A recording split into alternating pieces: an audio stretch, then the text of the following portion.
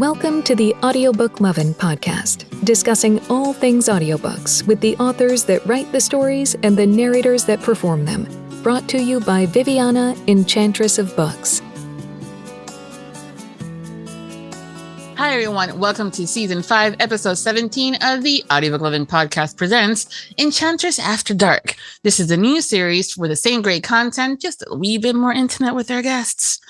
In the past, we have been the official podcast for the Allure signing in 2022 and Readers Take Denver convention in 2023. And I'm thrilled to be the official podcast for the Darkstar convention in 2024, happening August 29th through September 1st in New Orleans, Louisiana. The Darkstar Con is a book convention focused on audiobooks and what is the next best thing happening in the audiobook world. So please visit their website to learn more and grab tickets to this event, and I will see you guys there. Today, I am chatting with narrator M.K. Blackwood. Welcome to the podcast. Thank you so much for having me. Thank you. I appreciate you being here. I'm so excited to talk to you. I am too. I feel like I know you a little bit already, even though I don't, just because I see you everywhere. And so I've been really looking forward to this. And I'm trying to be a bit more in front of camera of sorts and be a little bit more active on there versus just like the pause it and run away and not see anything. But you're really good at it. So I've been kind of like looking at your stuff too. I'm like, okay, how does she do that? Okay, great. It's so funny that you say that because I think that this is the hardest thing for me to do. I'm like a very guarded person and very shy. So having to talk about myself or make content or market or be social is literally like, it's terrible for me, but you're making it extremely comfortable and fun. So thank you. Yeah, I know it's hard. I can provide you and with entire, consultations. I mean, it's what I do with the authors and the narrators on the gig and give you an entire plan. Do I follow that myself? Hell. Yeah, it's totally different when you have to follow your own advice. It's a different game. It's hard, and then, imposters, all that fun stuff. But we are here to talk about you and get to know you better. So I'm so excited. We're going to start with having you tell us a little bit about yourself, how long you've been narrating and how you got started. Yeah, so I actually just celebrated, I think this month will be my 3-year anniversary. And that is I have another name that I narrate under. So sort of the combined efforts of both of my identities. I've hit that 3-year mark and I think I've surpassed 60 audiobooks. So I still feel new, but I feel like I'm starting to get the hang of things a little bit now, which is nice. But I'm an actor and I got a degree in theater from Emerson College back when and lived in LA as a professional actor for about a dozen years. And it was during the pandemic, which I think was a lot of people's story. Couldn't do theater. I was doing mostly immersive theater too, so definitely couldn't do that because you have to interact with people. So yeah, everything had shut down and I felt like I was in this creative rut. And I'm sure you feel this too. Like when you're a creative artistic person and you don't have that thing that you need to do, like at your core, you start to go a little crazy. Just a time. My husband would probably attest to that. I was, spiraling a little bit, unraveling, but I had a book club. And I think that for a while there, reading was really the only thing that was kind of getting me through the pandemic. And I had a book club. We'd been meeting together in person for years and we had to switch to Zoom. And I remember we were just having this discussion about how we'd all met doing theater. And we were like, oh gosh, like it's just being in this place of like not knowing when you're going to be able to do your craft again is just so hard. And of course, there were terrible things happening. People were dying. Like the pandemic was terrible. But for artists, we were just trying to reinvent ourselves. And we were like, well, what can we do instead? And I think I said something during one of our meetings, like, these books are just getting me through, and I wish I could just find a way to read and have books be my new path. And my friends were like, you're an idiot. You can't. Like, have you heard of audiobook narration? I was like, yeah, what the heck? Like, I listen to audiobooks. And for some reason, I never made that connection, even though I was an actor and I was curious about voice acting. I never made that connection that it was something that I could do. And so something got unlocked for me in my brain, like, you got to reinvent yourself here. You got to find something. So I started to look into it. I reached out to people that I knew that had done it. And, the first year, I felt very much like I was reaching around in the dark. I had no idea what I was doing. I wasn't getting the best advice. I didn't know what resources to turn to. But every time I sat down in front of the mic to read, it felt right. So I kind of just kept going. And then after a year, I started to really connect with the community more. I finally found like Narrator's Roadmap and a coach and Narrator.life classes and some friends I made who were narrators who were a little more established. And then all of a sudden I was like, okay, now I can see the industry. I see what's happening. I see the business. I see kind of the path finally ahead of me. And it's just kind of taken off from there. So I'm an actor, through and through. And this is just another vertical that I've found that I think probably suits my introverted personality a little more, to be honest. So yeah, that's kind of where I'm at. Well, kudos to having that friend that just smacked you with it. Honestly, you gotta have friends like that. You really do. I mean, I know a lot of people surround themselves with the yes, anything you want kind of friends, which are tested to you because you're going to be full of bullshit and you're going to be think that you're the slice of best cheese. And honestly, you want to have those people that are like, hey, Viv, no. Yeah, like this is what I'm hearing. And guess what? There's this whole other thing you haven't even thought of. Exactly. And it's so weird too. We're our own greatest obstacle most of the time. And I feel like looking back, I understand it, but it's no less frustrating to know that I wish I had done this sooner and I could have done this sooner. And if I could go back and tell my younger self when I was in college and when I had graduated, this is another thing you can do. It doesn't have to replace, your pursuit into theater and film and TV, but there's also this. I really wish I could go back and tell myself that because I feel silly that I'd never considered it. And it's like, what was that block, Honestly, I think it's not so much also a block, but I don't think that we were looking at it as an option because there wasn't a whole lot of in your face about it, right? So yeah, we knew that's about true. the books. And even those individuals are like, even like back in the days prior to the indie world exploding, there was a specific path you had to take in order to get your book published. So which is why at school, you were like, what do you want to be when you grow up? And things like firefighters and doctors and lawyers were always there. No one ever busted out with a photographer for book covers or graphic designer.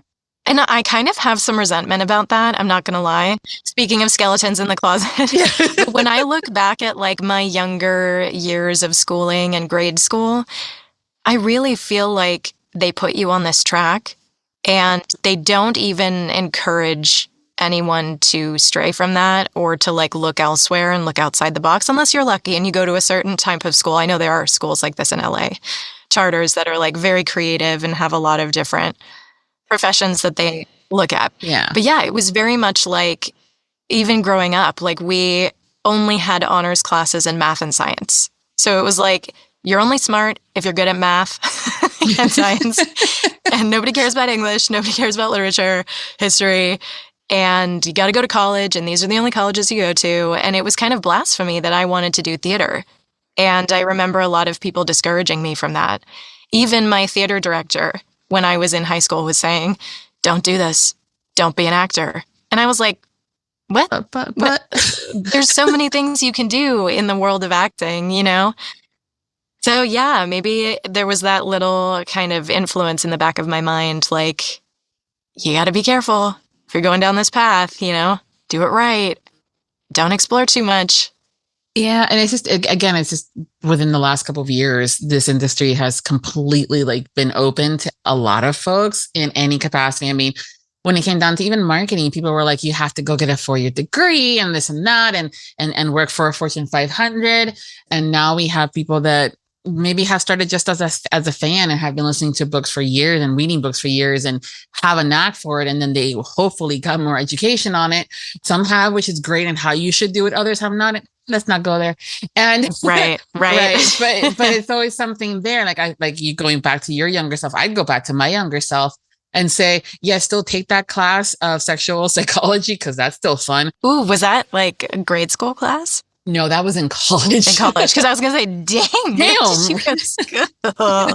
That sounds like an important class, though. Yes, it was. Always been that girl that everyone would come to, about boyfriends and stuff. And I'm like, I haven't had mine, but if you're yourself, blah, blah, blah, kind of thing. So it took in senior year in high school, one of my electives was psychology. And I wanted to be a psychologist. And so when you go into college, they have all these different, realms. And so there was a class for sexual behavior. And I'm like, sold. You're like, that's the one. Let me see what this is about. But I also took classes like photography. And I'm like, they would have told me that I could have been taking photography and pictures of couples and be able to do different diversity backgrounds and different body types versus plants. I probably would have stuck to it more in a completely different degree.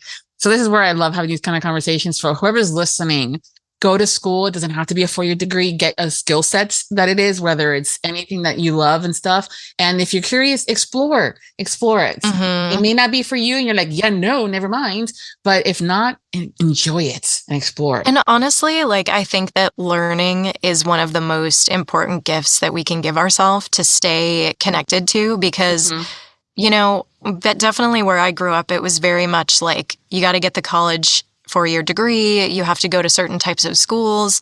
And I'm from the East Coast originally. They were pushing the same schools to everybody. And then when I moved to California, there were so many people going to community college and just taking classes. Like, even people who'd already gotten a degree were like, oh, I'm going to take some classes at the local community college. And I was like, that's incredible. And that is so cool.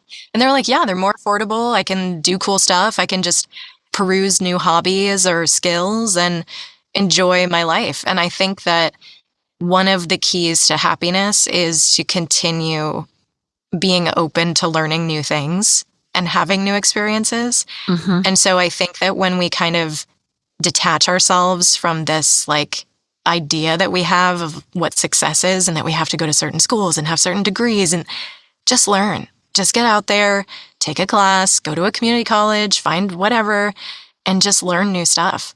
And you'll be happy.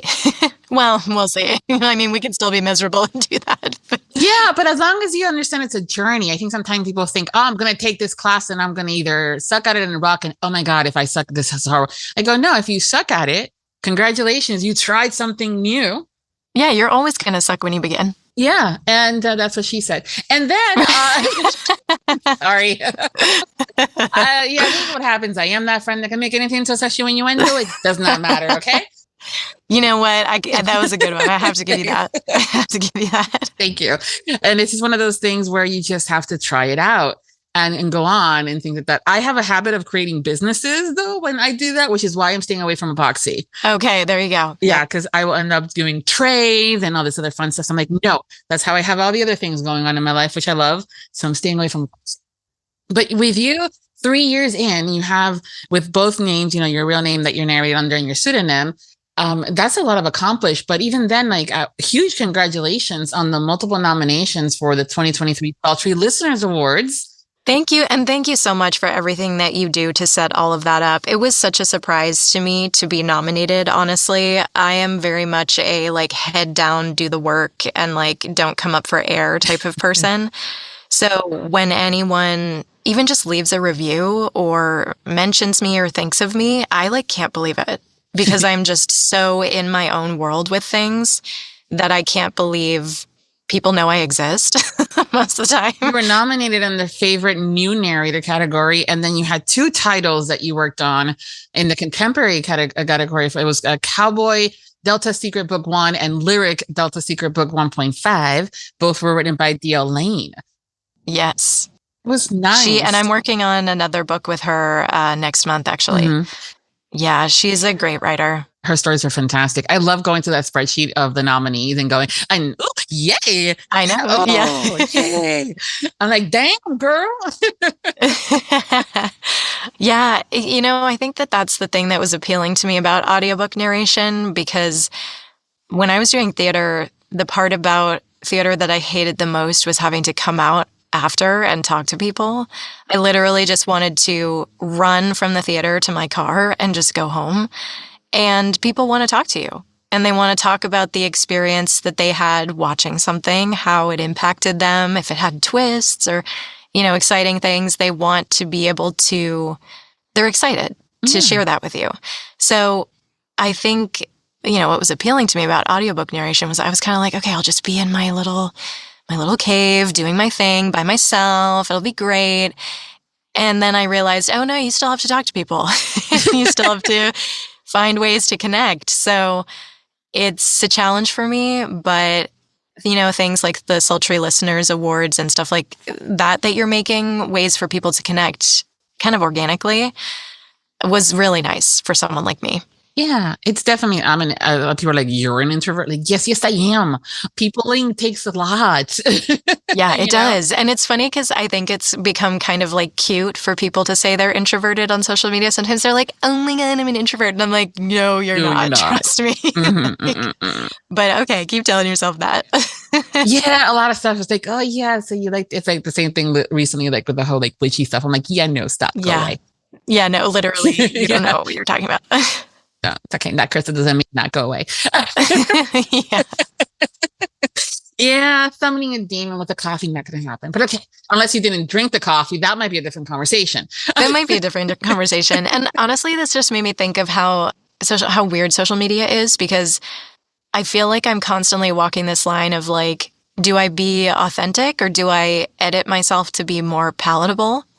And I think that there's definitely trends and things that if you get on board with, you do get more visibility and you get a little bit more engagement and connection to the community. But I have a really, really hard time as a person if something doesn't come organically to my brain or like feels fully authentic to who I am, I can't move forward. I get totally stuck. Yeah. And so it's tough because I don't really want to share much about myself. I like to be kind of mysterious, and I am a guarded and shy person, but I also recognize people want to get to know you. Yeah. And so basically, I'm a very cerebral person, in case you haven't already noticed. I overthink everything, overanalyze everything. And there is a very lush, busy, chaotic world in my head. And I have a really hard time sharing it with people.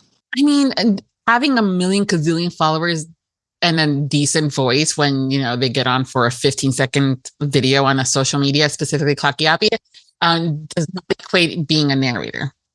Yeah. And, having 1,000 followers does not equate you being, a good person.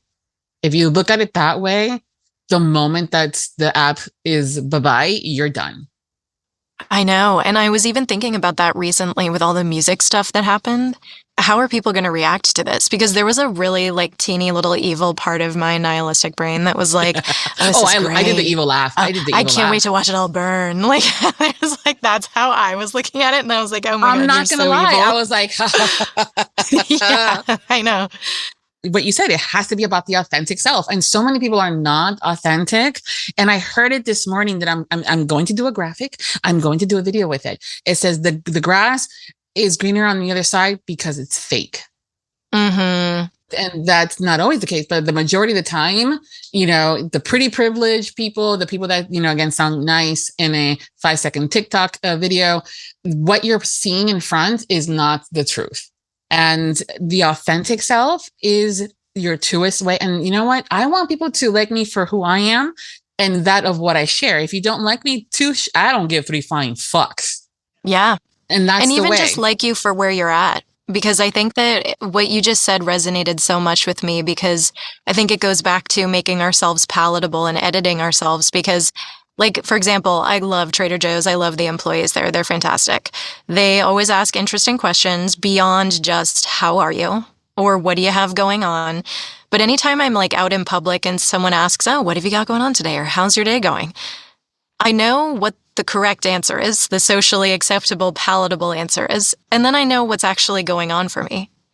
And I think that I would love to live in a world where we're just honest. Like back in medieval times, don't you think people were like, oh, yes, John died yesterday and, so-and-so has the plague. And like, it's just probably like the normal thing that they talk about, right? But instead, we have to like fabricate and make up these other versions of ourselves in order to seem like everything's fine, we're okay, we're functioning, when the reality is like most of us probably aren't a lot of the time. So I think about that with social media too, is like, I don't feel the need to share when I am going through something difficult, but at the same time, it is a very authentic, honest thing to say, hey, I'm human. Yeah. And this crap just happened. And you might help someone else. Yeah. One of the segments that I have that we'll get to later is about what you guys ask me any question. And I got asked, what have you been listening to lately? And I went, fuck. And I'm like, I'm gonna pretend, and I told her flat out, I said, I actually haven't been listening because I've been in a mental state of, and then kind of went on there. She was awesome. She's like, oh, I can change the question. I go, no, let's talk about this for a second. Yeah. Yeah. Because, people are constantly sharing, I've read 1,000 books this month and I've done this and I've done that. And then others feel bad because they only read 999. I totally agree. Or they only did 5. And then you have people question, like, do you not do anything else? And so there's always this thing. And the reality is that I'm open to sharing. And you ask me anything and, via DMs or, and we're in person and stuff like that. And depending on who you are and what the relationship is, I am, regardless of it, an open book. I will tell you what I think and feel and be transparent. But I also know that half of y'all are going to turn around and say something to somebody else and make it into something different. And so I have always, due to my personal experience of, getting stabbed in the back, fucked over and all this other fun stuff, I am extremely guarded. But I also know that it's not someone else's fault because someone was a cunt. Yeah. So hated. I'll answer it. Yeah. Mic drop. It's okay to share, but I'm also not going to go and say, hey, MK, you recently narrated a BDSM book. Which I don't know if you did or not, for an example, but again, this is the question. Did. Right. But here's the thing. People expect to sometimes have people ask and then go into so did you try out any scenes? And I'm like, no, we're not doing that. I'm so glad you brought that up because this is something that's really important to me because I exist in two. I kind of don't like that they're two spaces, but I also respect that they are, and it's nice. There are lines and boundaries that get crossed in the romance community quite often, in my mind, and assumptions that people make that because you read these types of books, because you narrate these types of books, because you post on social media about these types of books, that they can say things to you. And I despise that because we live in a culture of consent, especially in the modern day that we're living in. We know better. We know what it means. And I'm glad that you said that because I just feel like when I enter this space as MK and when I'm at these conventions and when I'm going places, I still expect a certain level of respect from people and to treat me as a professional. Mm-hmm. I feel like occasionally things are said, like I won't go into details, but I've had some cringy things said to me in the past and I don't know what to do half the time. So I usually just completely go silent and that's sending a message. Or I'll say things like, yeah, that wasn't super professional, so I'm not really sure how to respond to that, But that's a whole other thing that we have to face is like, we all want to talk about this stuff because it's fascinating. We love the kink. We love this. We love romance books. We love all of this. We want to be sex positive. But we also have to be respectful towards each other. So that's a big thing for me that I just want to make sure people are aware, when I'm out in these spaces. Don't go up to her and ask her if she likes whips the like 8 guy. I know, right? I know, right? Yeah, don't tell me you enjoyed, sleeping with me because we narrated something together or because you read a book. I'm an actor. That wasn't real. you know? Yeah. Don't tell me about how after reading chapter 45 and listening to insert male narrator here, you grabbed your toy and went off and do stuff. I mean, I've seen it online. There's one creator that all they do is very loudly say stuff, and it's about all sex. I'm like, I want to know about the plot. I want to know about the characters. What did the narrators say and do? How did they perform that made you go, damn, or that emotional moment, or damn, that was sexy, but okay, we're leaving it at that, and then move on. Yeah, and look, the sex scenes need to be interesting too. So I want to know about them too. I'm always running to, whenever I'm proofing a book, I'm running to tell my husband, be like, you're never going to believe this. This is what's going on right now. But I do that about the sex scenes as much as I do about the plot points and the story and the characters and what I'm discovering about them. So, and that's been interesting for me too, existing in a different space under another name where, you know, I narrate a lot of fantasy and thriller and horror and YA. Is a completely different type of conversation over there. So yeah, I do love both spaces. I am a sex positive person, but it is an interesting conversation to have about maintaining professionalism. The same people that are like, oh my God, I cannot believe that so-and-so article on XYZ magazine or website is yet again ragging negatively on romance. Bitch, why do you think that is? I know. I wonder hate to say why it, the behavior of certain individuals who did not respect hockey players' wives and had their followers go after said wife because consent was modified and the line was drawn, and that continues. And yet we invite that same in these same individuals to go to book conventions and do, you know, small reader parties. They weren't consensually behaving properly towards XYZ people. And then we're still, because they have 1,000 gazillion followers. And I recently saw it on the threads, which it's another cesspool of people in there talking about the consenting, because again, if the behavior was towards female, you know, femme presenting individuals, how these women behave towards the male narrators and the male people that are getting into this industry, whether they're book cover models or, you know, they're, you know, this and that, would be catastrophic. They would be canceled. They would be in jail for sexual harassment. And you can't just go and ask forgiveness later, because I think, you know, when you put someone in a position where something has gone viral and it's so widely shared and they're benefiting from that, and then you go back and say, oh, I'm sorry, did that make you uncomfortable? We know that it's like you already passed the point where you asked their permission. So what are they supposed to say? Exactly. And, you know, speaking of consent, I feel like we know so much. Well, it's not necessarily that we know more now, but we're exposed to so much more education now, I feel like, than at least I was earlier in my life. I had a terrible, terrible sex education growing up. I feel like most people did in the 90s, the early 2000s. And I feel like a lot of what I've learned about healthy relationships and consent has been from books. And there's a fantastic author that I love, Emily Nagoski. Are you familiar with her? No, but I will be now. So she has a PhD, and she is like a sex therapist, basically. And she wrote a book called Come As You Are, and it completely changed my life. I recommend it to it's mostly geared towards cis women, but there's a lot of important information in there about consent and the culture of consent. And yeah, I feel like I could talk for another hour on that and everything, but I feel like, you know, maybe 10 years ago, it wasn't as publicly shared as much, all this information. So, okay, maybe we didn't know what we didn't know, but we know now. And we know we can do better, and we need to do better. Yeah, I think we do as a community and as who we choose to claim to be an influencer and who people are giving their money to as these influencers, but also some of our peers, people that we work with. I mean, again, in the threads a couple of days ago, someone was saying how just because they're shirtless doesn't mean that we as a community get to go after and thirst trap them, because there's different levels of thirst traps and that they're providing. I'm like, no, it doesn't matter if the guy is grinding up against the wall. That's a higher level of thirst, for an example. It does not mean that you get to say what you say. And it's the same individual, you know, saying that we shouldn't behave this way was the same individual sexualizing narrators in DMs and other places. So it's like, Not from the inside of the house, ma'am.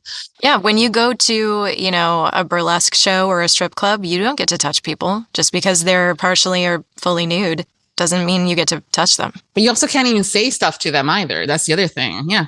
Yeah. I think this is why sometimes romance gets a bad name. There's 1,000 other reasons that always shadows the really positive stuff that happens in this genre. So while a lot of times people don't take people that work in the industry as serious as someone that does strictly fantasy or historicals and all this fun stuff. But the behaviors, I love being able that I can send you a DM and say, girl, oh my God, right? Yeah. Like, no, we're not going to talk about anything else that's not appropriate. I even ask, because I know myself, when if you get a nickname by me, you're in, I love you, you're mine kind of thing, right? Oh, I will strive for that. But I know some people don't like nicknames or don't like being called sweetie or hon or babe. So I ask, I say, are you okay? And if there's a preference of one or the other and stuff like that. And so the same thing, and actually this is going to bring me to this because I saw it and I'm like, girl, she's so on point. Good girl. I'm like, first of all, there is an entire community that have honorifics and there's a relationship and there's so much more to it. And I understand it that if a sexy guy or girl says it to you, I've had this reaction, but I'm not busting out further from that. And even then, consensual kind of behavior. You started the last day of 2023 with I'm going, oh, I like her. Because you did the good girl hotline. But the intro to that was so like, yeah, thanks for calling that good girl hotline. What male narrator do you want to hear that from? Mm-hmm. And not somebody did it so much better than that, though. And then it was like someone requesting on the Hotline FM narrator. So where did that come from? I don't talk about that. What's really weird is I feel like some of the best ideas that I have randomly come to me. I was sitting in my booth one day.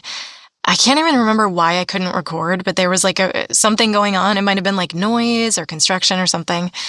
And I was just I was, scrolling on social media, and I think people had started sharing, someone had made a request for, I think it was male narrators to stitch your best, line or whatever. And I was like, why male narrators? Why just them? And then this is a fascinating conversation for me. Again, we're about to go full cerebral here. What makes, I actually Googled this because I was like, what makes a man's voice sexy? What is the thing that everybody's, obsessed with? And I feel like it's just culturally accepted that the deeper the voice, the growlier the voice, the sexier it is. And I disagree. I think, and this is part of what I feel like I learned from that Come As You Are book, everyone's different. Everybody likes different things. And who's to say that, what makes a man? Trying to imply that only a deep, growly voice is masculine, it's actually wrong. Because you're excluding entire groups of people who sound different, look different, have different physiological body parts. And so I kind of when I see that stuff, I get annoyed. And I suppose I'm showing my true colors here, but I have an adverse reaction when stuff like that gets shared. And it's it feels like it's a contest, who can be the deepest, who can be the growliest. And I'm like, oh my God, what are we doing, guys? Come on. So one day I was just in my booth. I must have seen one of those videos and I was like, this is so annoying. So I just started talking to myself and playing around. Had no intention of posting it. I think I sat on it for a month and it was just in my drafts, which is a thing with me. I make probably dozens of videos a month that I just never post because I'm just kind of being silly with myself and then decide I don't want to share, which is kind of a me thing, I guess. So I sent it to a friend and I was like, is this funny? Is this should I post this? Because I trusted her to be no, that is going to piss people off. And she was like, no, this is hilarious. And she said, it might make the guys a little annoyed, but do it. So I was like, all right. And then I sat on it for a little bit longer. And then, just randomly was like, I don't have anything to post, so I guess let's just, roll it out. And then I was really surprised by the reaction that it got from people, which was kind of cool. But yeah, it was sort of born out of that annoyance that I have towards us constantly feeling the need to categorize what's masculine, what's sexy, and this like weird competition we have with each other. Even I love my narrator pals, and I also understand that everyone's trying to get visibility. I respect that. I love you all. And I won't say and sometimes it does feel like we're competing to see who can have the deepest voice as women. I don't like participating in stuff like that, so I don't know. I just made that weird video to be like, this is kind of me being contrarian, but in a funny way that I think is palatable. Mm-hmm. So I put it out in the world. I think it was great, and I think it also showcased where a lot of us may be, but are just not being vocal about it, especially on social. Yeah. Because of a fear of, getting, smacked back in the comments. But like even recently someone did the whole and it was ironic because some people, I first took it seriously, like, how dare she make people, she's being funny and there's a point to it. It was the one where she's like, there's no female narrators that make you sound like a male narrator that has sexy stuff like that. And y'all came on and you presented. But I also kind of feel like, why? That was my thought too. And I have so many friends that shared that, who I absolutely adore, who I think are so talented. And I had these complex, this inner turmoil of, I don't want to do that because it feels like it's perpetuating a stereotype that I don't agree with when it comes to what's masculine. Not everybody did that. Some people really just did some really beautiful and interesting interpretations, which I really appreciated. But yeah, it's kind of, I wanted to post a parody. Mm-hmm. And then I was like, no, that could be mean. And then I was like, what if I post something that's just, let's deconstruct this. What does this mean? What does masculine mean? What are listeners looking for? And how are we interpreting this? I'm curious. And then I was like, no, that's going to create discourse. So I just stayed silent and I didn't participate because I didn't know how to show up to that space authentically as myself, since it didn't feel right to me. So that happens to me a lot, where I'm like, I don't know how to enter this conversation because I'm either going to use humor because I'm uncomfortable, or I'm going to enter the conversation and be like a total party pooper. With yeah. really upsetting facts or information that is not the vibe. Right. And I understand that this is supposed to be for entertaining, and then it's supposed to be meant for, disassociating and stuff like that. But there's also us as femme presenting individuals. It's the conversation is in the reviews that the ladies are being left out, that they're the ones carrying 95% of the book. The guy had one chapter, maybe even just the epilogue. And all the review says is how awesome he was. Things like that for me perpetuate that kind of behavior, but also doesn't allow you guys to really showcase the skills, whether it's the accent work, whether it's the emotional level, which is just you just being you and your voice telling me a story. Yeah. And it's not something you see in other genres. No. And other spaces. And I think that's why there's an interesting dynamic in the romance community, because there is the fantasy for people. And it is a very cis heterosexual space. And I'm queer. I don't talk about it very often. Not a lot of people know. I have felt more comfortable being queer as MK because I don't get questions from family and people who would be supportive, but would want to know things that I don't feel like sharing. And so as a queer person, it sometimes is very frustrating watching these perpetual stereotypes constantly get recirculated, that this is a very heterosexual space.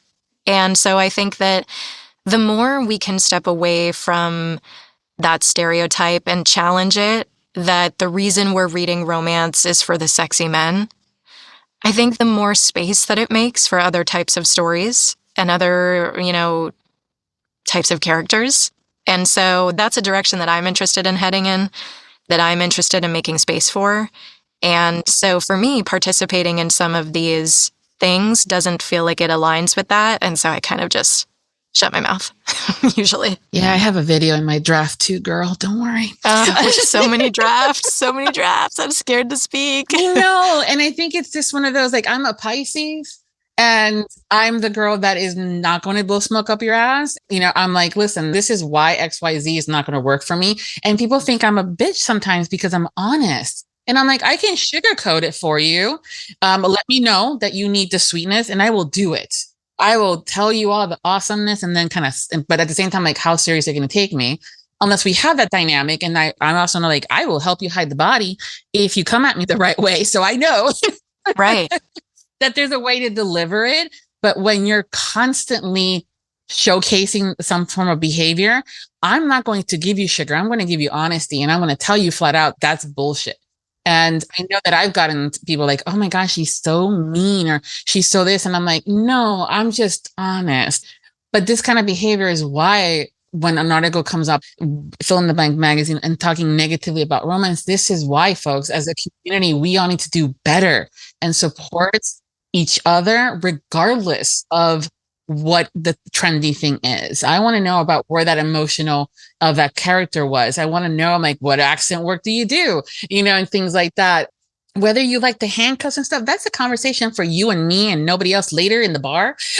Yes. And if you bring it up, you know, I'm like, okay, but is it this kind of this guy, you know, and stuff like that. It's just not the right. And I know people are like, I'm all about sex positivity. I am, says the girl that can make anything to sexual innuendo for a reason. Yeah. It's just, for me, there's a time and a place for certain things. And hey, I'm all for it. Call me a nice, sexy, little nickname. And I'm like, okay, yeah, I'll help you hide the body. Yeah. And it goes back to people feeling entitled to certain information about us. And that's just a social thing in general, whether it's in the context of work and, social media or just my life. I like being the person asking the questions, usually not answering them. This just made me think of this. One of the reasons why I started a book club was because I wanted to know really weird things about people without having to ask. I'm crazy. I was like, if I have a book club, I'll be able to cater these discussions about the book and people will volunteer really bizarre, weird, and deep things about themselves. I think that would be a social situation that I would really enjoy because I don't like going to parties and talking to people. But I think that what's interesting about social media is that sometimes people feel that they are owed certain things from us, and they're not. I can say as much or as little as I want about myself. When my family members call me and they grill me with 21 questions, I don't have to answer. And I think that people get upset sometimes when we're direct or we don't sugarcoat things or we don't answer.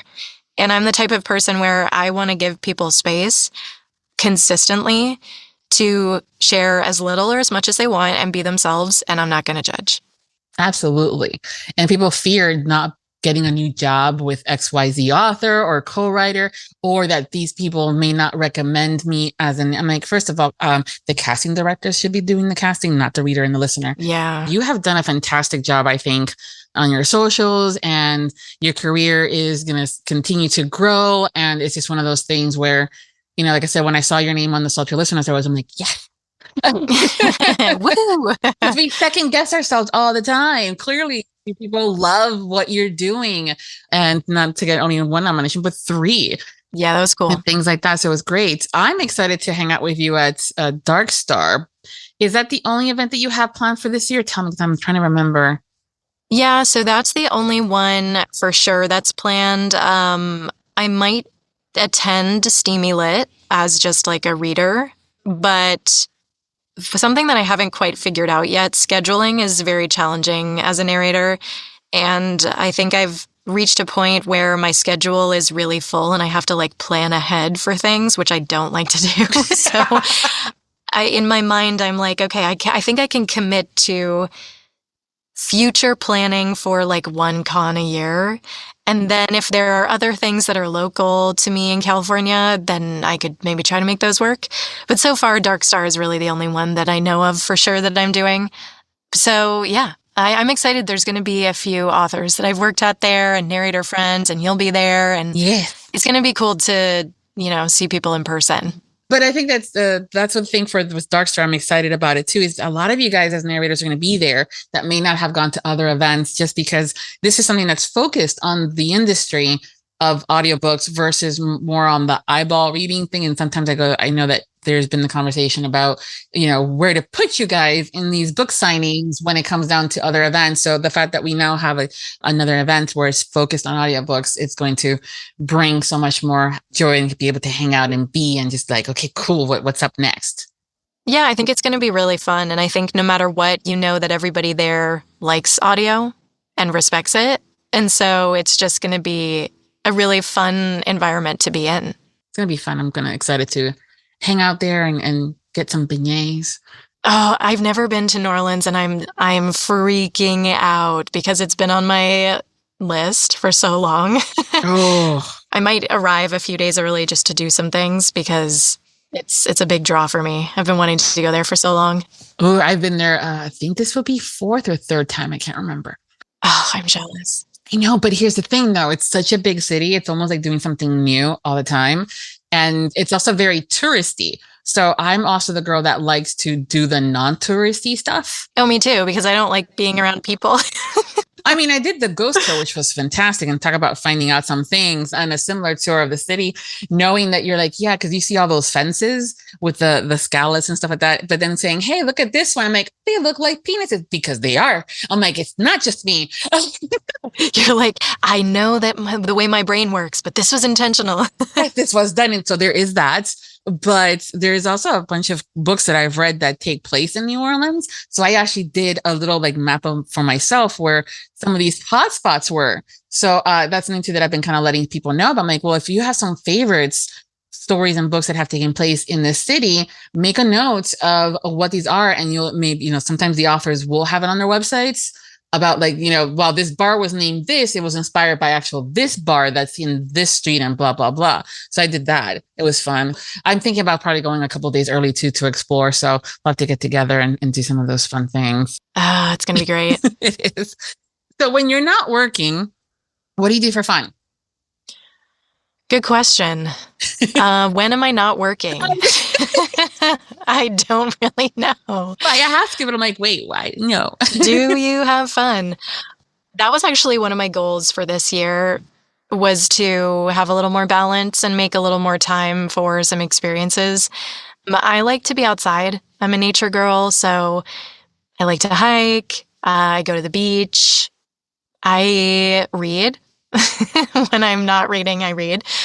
And I love music, and my husband and I watch a lot of TV and movies. So it's funny because I feel like that was something for so long that I felt kind of silly when I would talk to other people outside of audiobooks and outside of, the book world, and they'd be like, oh, what do you do for fun? And I'd be like, nothing. Oh, I guess I read. And they'd be like, ugh, But in this world, well, I read. And people are like, well, of course, that's very cool. So yeah, I'm an introvert. I'm a homebody. I like to live in places where I can be in nature. So I try to go outside as much as I can.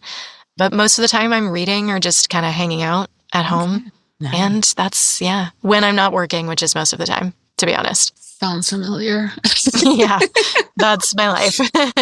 So one of the other questions that I love to ask, because it's the variety of things, is what is your favorite word? And this is different from your favorite curse word, because that's the second part of the conversation. You work with words all the time.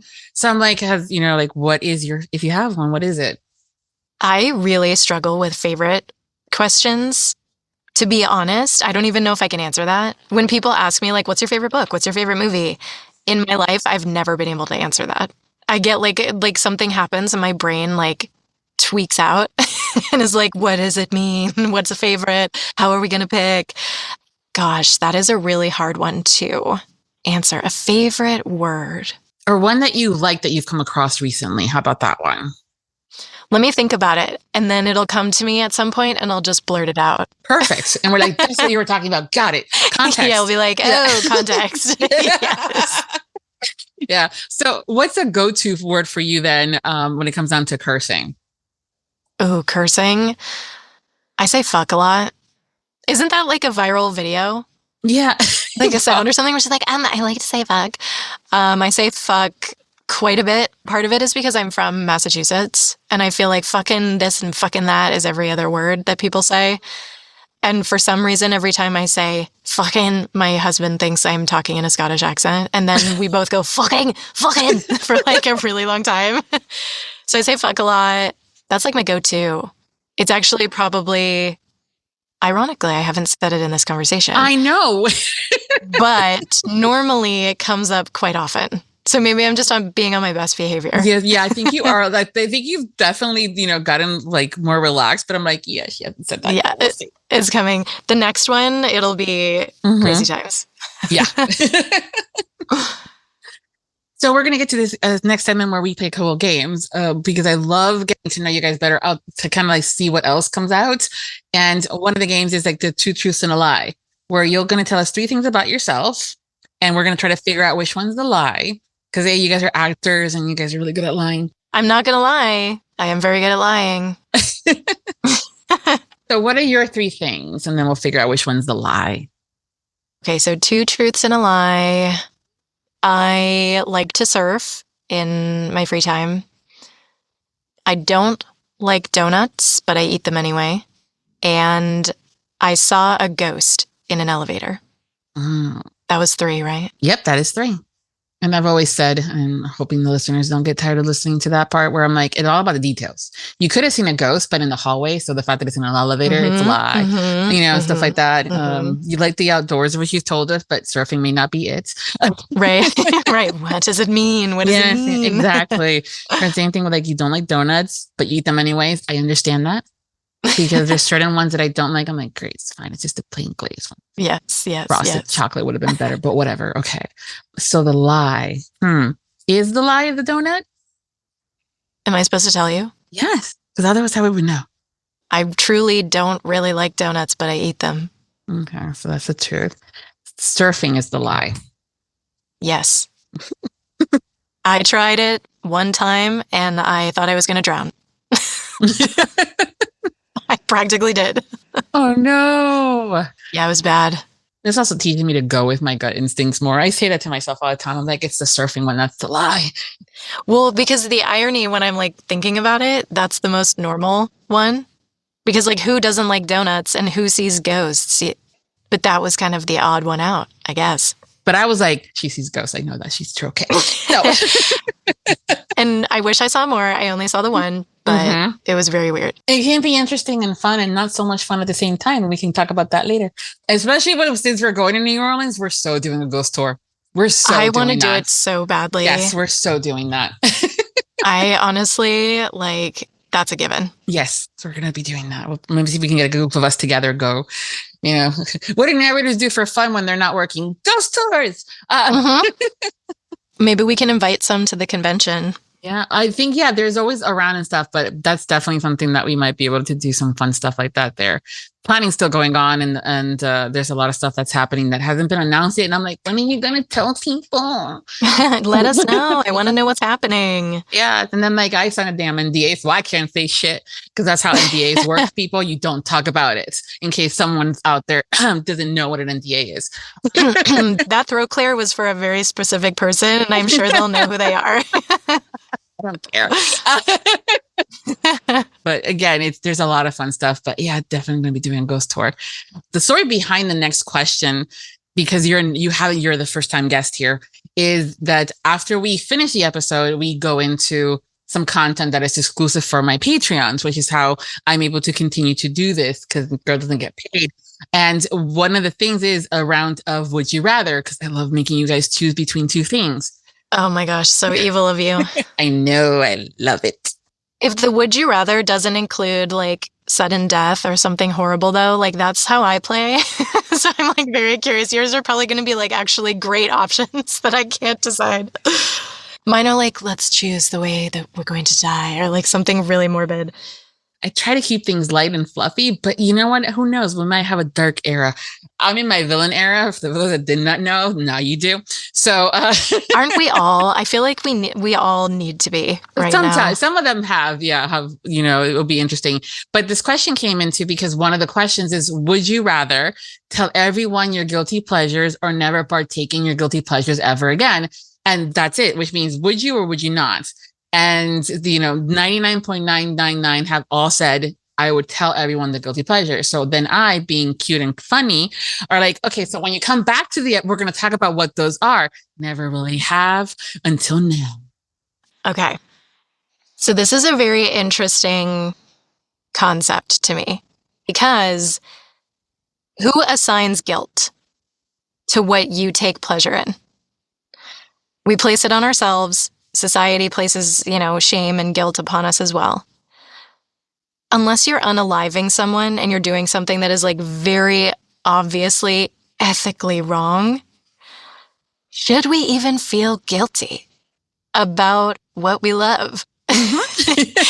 And I feel like it brings up all these other systemic issues in my mind of like, the first thing that comes to mind when you hear the word guilty pleasures for a lot of people is food, right?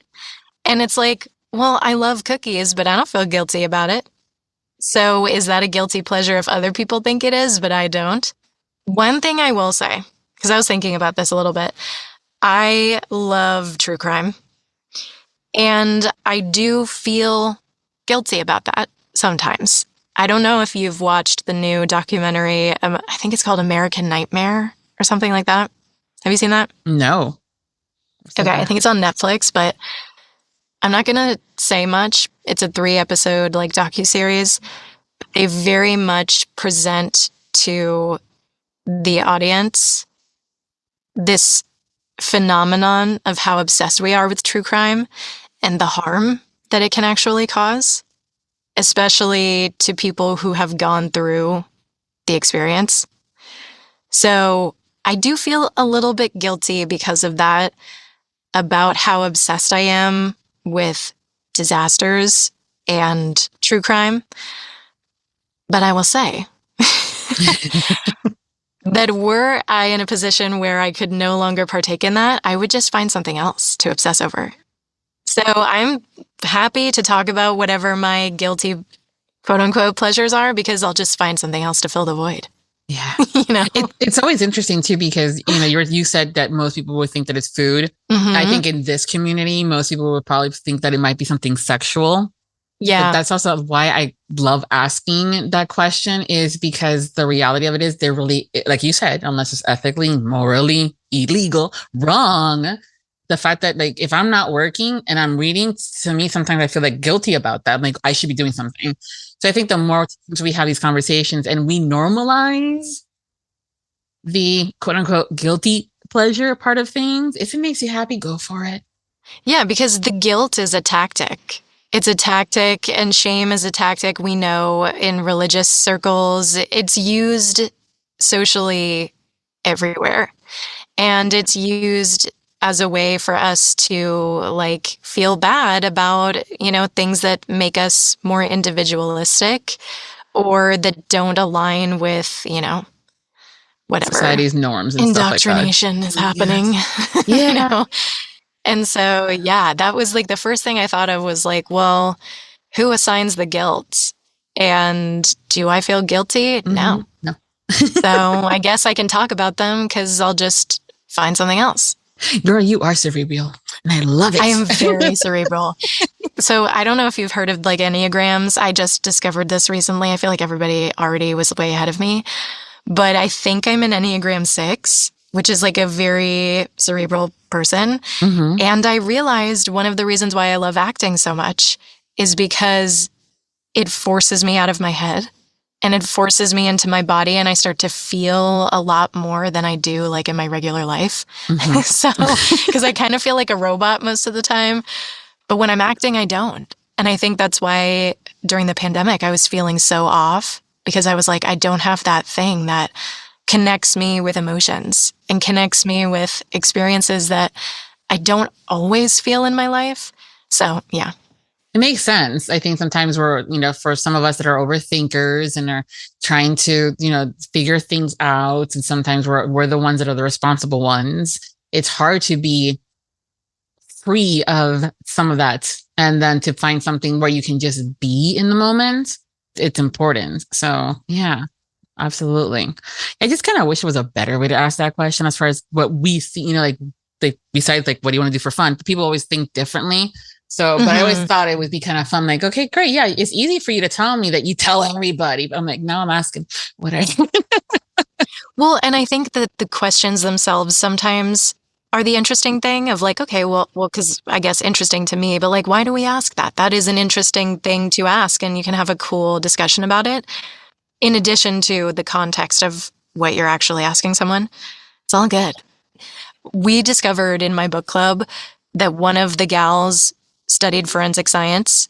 And so it was a book where there were bodies, and we were like, okay, now we know in this group dynamic who we need to go to.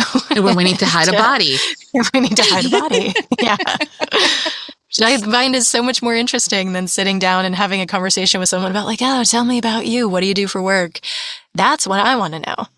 Who knows how to get rid of a body? Similar situation. We were talking about something, and in a book, I think it was a scene in a kitchen, and they were doing something. I think they were either baking or cooking, and they used the wrong terminology, and that is not how that went. And I was like, yeah, that's just so they really need to do a little bit more. And that's how some people found out that I have a degree in culinary arts. Excuse me. Yeah. Throwing that in here. Wow. Yeah. That is really cool. Yeah, it's just one of those things. So now when I read books and they're like baking and competitiveness, and he's going to, I'm like going, okay, please tell me that you at least use the right verbiage on the dice, and I'm okay. Oh, no. Yeah, that would take you out of it completely. A little bit. Yeah, it does. But So the other thing is I have people gone rogue on me in these conversations where they turn it around and start asking me questions. I'm like, no, it's not about me. Because I hate talking about myself, as similar to you, but I think you guys go through it. And you guys do such a good job. I love questions. And so I was like, no one may have anything to ask me. And also like, what can you come at me at and stuff? So we have this now thing where you ask me anything. Do you have anything to ask me? And I will answer. I do, actually. I was thinking about this recently, and I think this comes up a lot. What do you think, that based on what you've witnessed across, let's keep it to the romance industry, what are your thoughts on the benefits of remaining anonymous versus showing your face and sort of more openly sharing yourself? There's benefits, pros and cons to both. I don't know if you think one is better or what you would identify as the benefits of each different approach. Ooh, great question. I was just talking to an up-and-coming narrator who has no social media. And they asked too about the whole, like, they were contemplating things like that. So I think that in a world where we're currently in right now, and specifically when it comes down to romance, sometimes keeping things mysterious is going to benefit you significantly more because we don't know what you look like. Another reason why I think a lot of actors go into narration too and feel significantly freer and that they're actually doing a craft is because the character could be 5'2" and, an alien, and you're like a human being and 6'5", and you can still get cast in that because you're right for the voice for that character in your performance, and that explanation can be utilized in anything on physical attributes and what society deems sexy. That's what I love about voice acting in general. Exactly, as appropriate as far as what you should feel about yourself if you're a size 16 versus a size 0. And, sexuality and all this fun stuff that goes along with it. Because again, society's norms, which is only really setting on a, washing machine. And so there's a lot to it that I think that because of how we are as a community, that people are always wanting more of you. I always say there's so many more benefits, I think, of being anonymous and keeping things a little bit more to yourself as far as what you share with the world. A lot of times narrators are married with kids, but they're always voicing single. And then they feel like they have to portray this. Yeah, I'm a single too, but also like you can also have a little bit of fun. I sometimes say that if I could do this all over again, I would probably use a pseudonym to do this side of the business and the podcast because, fill in the blank name might have a little bit more fun. It can be a little bit more outspoken and not give a fuck completely. Yeah. Or be more this and that. And I think that it's just, you kind of have to play it by ear. Maybe start anonymous and not showcase your face and all this information and then see how things go. And that was the advice that I said. There's a lot of narrators that have been behind the mic and haven't shown their faces. And everybody's like, oh my God, you're so good. Oh my God, you're so damn hot. Oh my God, you're so damn sexy. And they bought the books and everything. In the moment that they showed their face, the illusion, the mask fell. And now, fill in the blank reasons, you're not as sexy, you're not as hot. And now I can't envision you as the brunette or the blonde and the this and the that because I saw your face. Yeah, because I know what you look like now. Yeah. Or stop telling me all these sexy things. You're married, la, la, la, So it goes either way. Yeah. And stuff like that. Or, yes, it can kill the illusion stuff, but also privacy. Some of you guys, and this goes the same thing for authors, are school teachers or come from a more conservative background or don't want to know that you have family and kids because people are nasty and go after some of these and the other individuals. I mean, as pro players and actors seen it, when fans go rabid and things go wrong, what happens? I think that if you're starting out or if you've been anonymous, it might be good. And that also then comes into play about going to these events. Right. And how does that look like? And, how are you going to partake?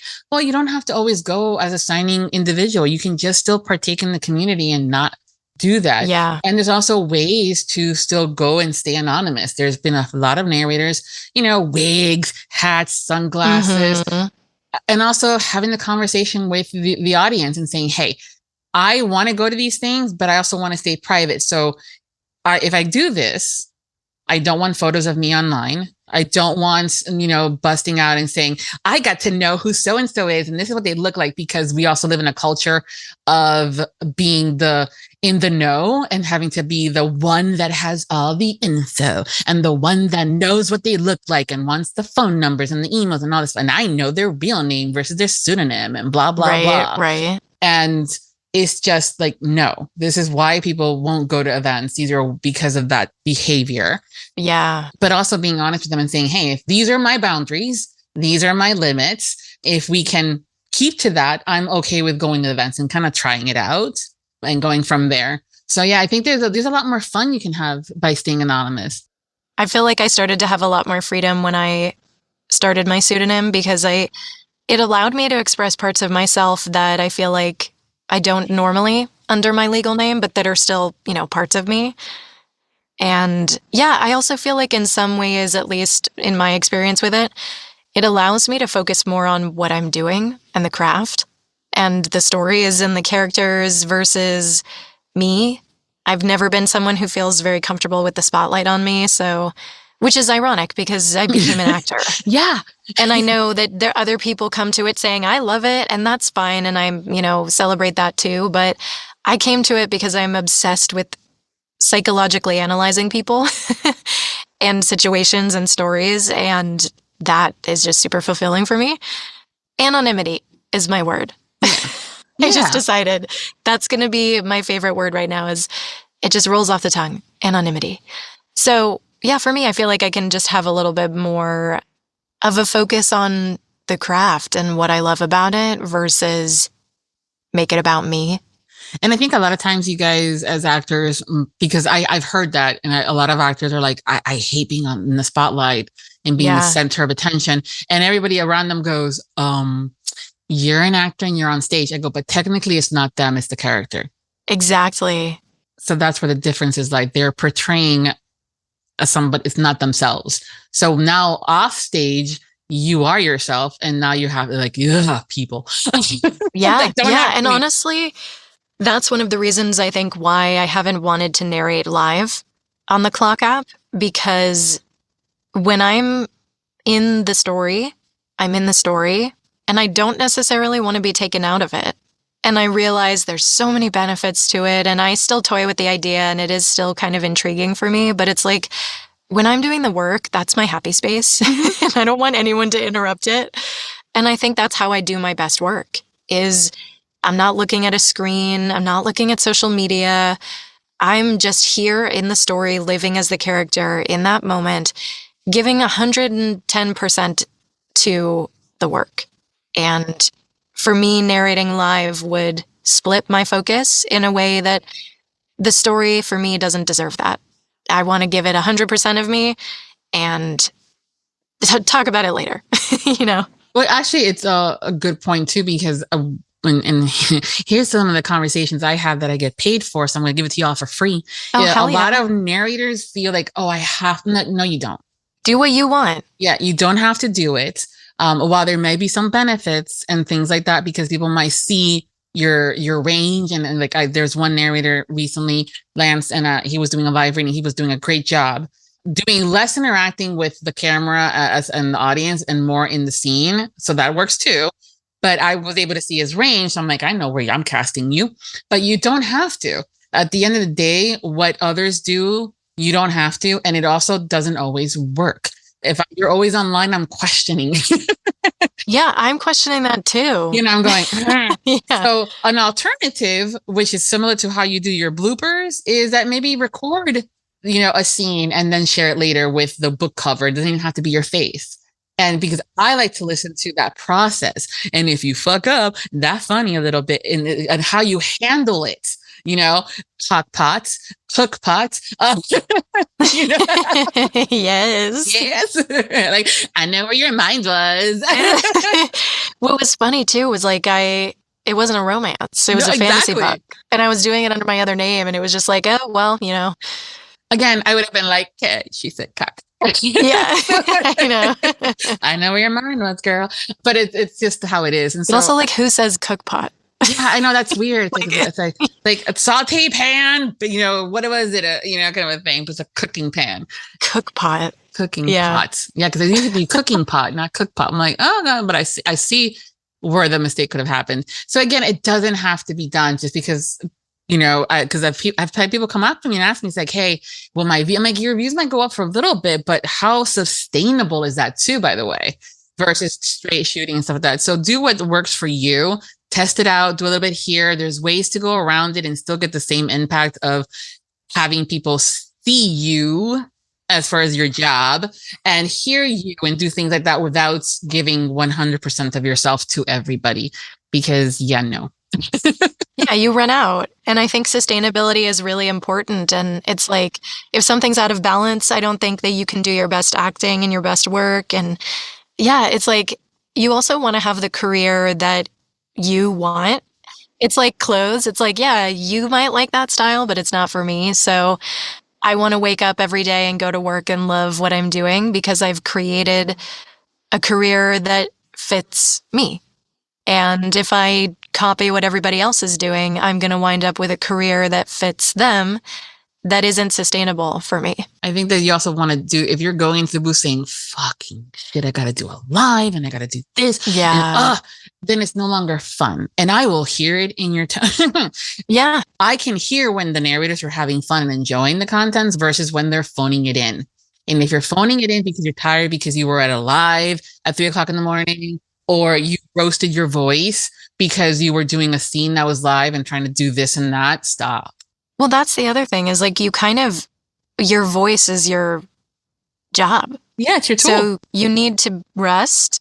You need to not be talking sometimes during the day if you can. Mm-hmm. I know not everybody can, but yeah, I've always wondered about that when people are on live and then like a few hours will go by and I'll like check back in and they're still going. And I'm like, I couldn't do that.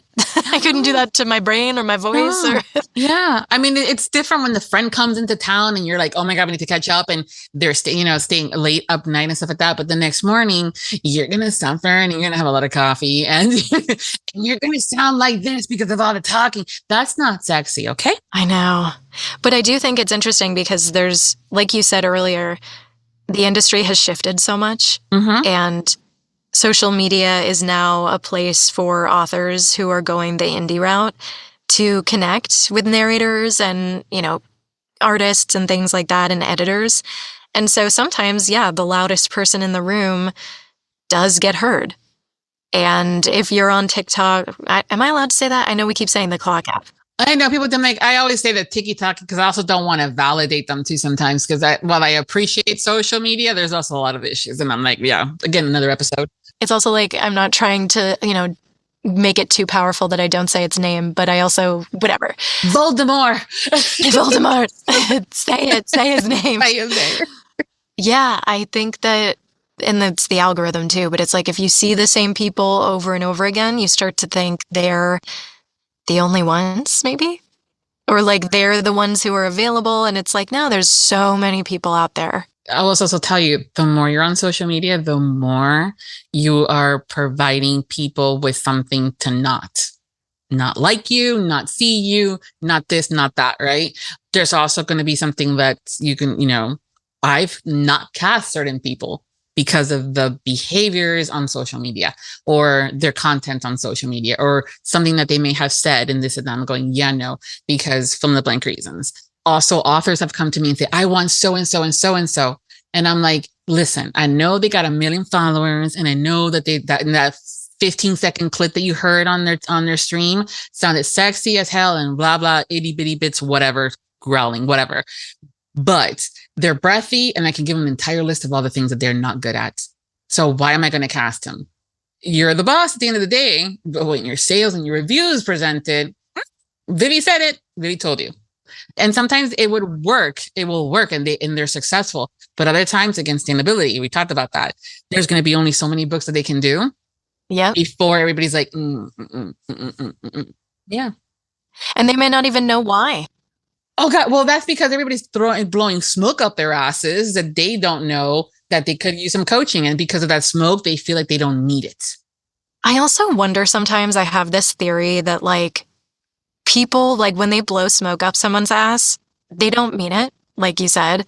And so sometimes when you see like a lot of reviews, sometimes I wonder if people are just doing that because they're like, oh, everybody else seems to like this. So I got to jump on board and be like, I loved it. And I loved this person and this and that. And and it's like, they're kind of just doing it to stay, I don't even know. Like, what's the psychology of that? It's part of it is being the sheep and the bah factor. And also the fear of not getting that next review opportunity because everybody's like, oh, I want to open that box. I'm like, listen, you want to send me a box of goodies because I have a good relationship with you and, you love and adore me and you know that I will appreciate everything. And I've reviewed your books and I've been honest about it and I've given you feedback and blah, blah, blah. And it's been good. Great. Do not give me a box to open up in front of a camera. And you may not like it, right? You may not be happy with what I say. Happy, but also like, I then feel like I have to oh my God, like, no, I love it. Thank you. But you're going to get the authentic me. And that may not be the reaction that you want because I'm not going over the top like some people do. Or like the reaction videos that I see lately about how they're crying. I'm like, I'm not a crier. It doesn't mean that I didn't feel it. Right. Kind of being more mindful of where you spend your time. And instead of maybe doing 50,000 lives at 3:00 in the morning, maybe sleep and get some coaching. Love it. Expert advice. And drink some water. Yeah, drink water, hydrate, honey for your throat, nap when you can, because that cat's going to be meowing at your door when you're trying to record, or my favorite, construction. I was going crazy the other day because there was like a vibration that I could feel in the floor, and I like stomped around my neighborhood. I was like, what is this sound? Like, I need to find it. That's the girl that lives in California and lives in a fault.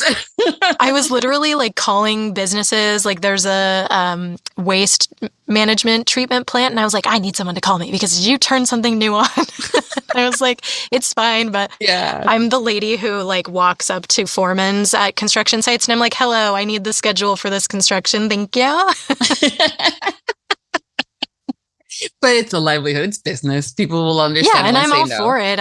I'm like, look, it's just going to make me less mad if I know when you're going to be here so I can plan ahead, do your job. I support everything you're doing. Build those roads, fill those potholes. It's great.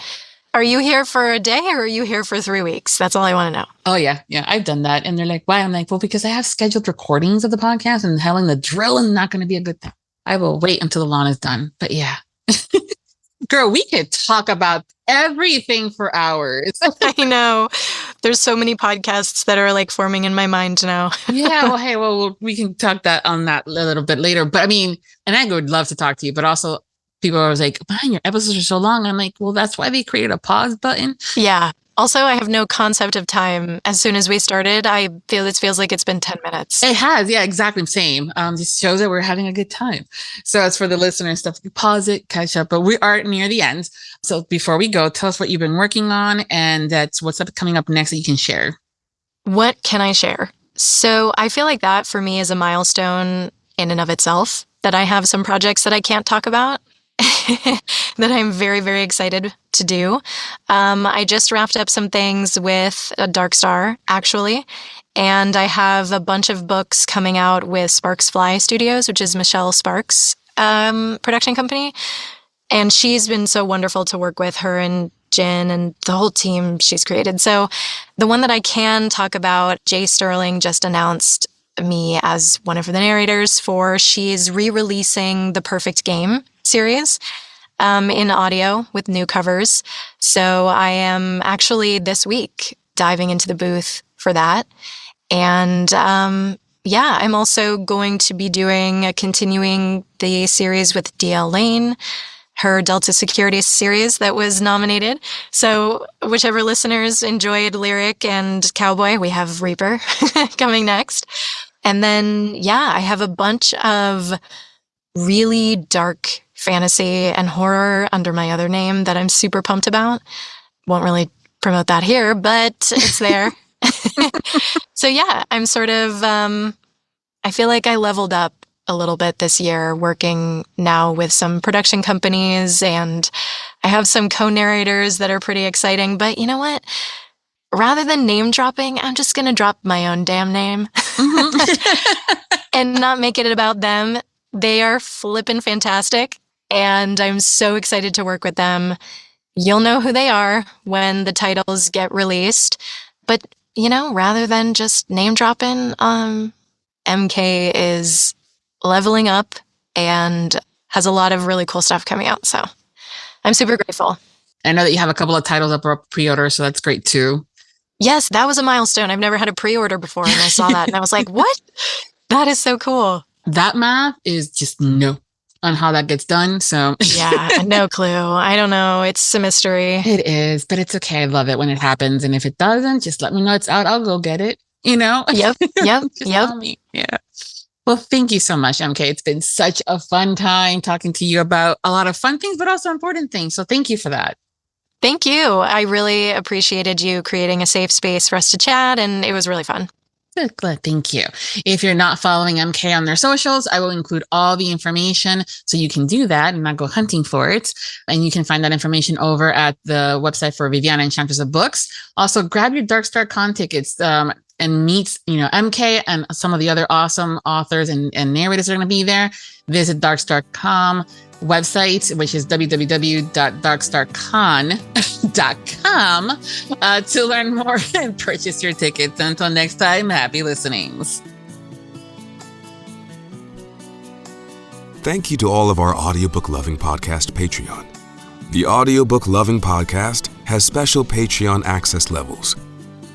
Join today to receive benefits including early access to episodes, shout-outs, special exclusive content, and much more. Support the podcast by becoming a Patreon at www.patreon.com/audiobookloving. We thank you for your support. Thank you for joining us on the Audiobook Lovin Podcast, hosted by Viviana, Enchantress of Books. For links and more information discussed in today's episode, previous podcasts, or the Audiobook Lovin Series, please visit our website, vivianaenchantressofbooks.com. If you enjoyed today's episode, please leave a positive review wherever you listen to our podcast. Until next time, happy listening.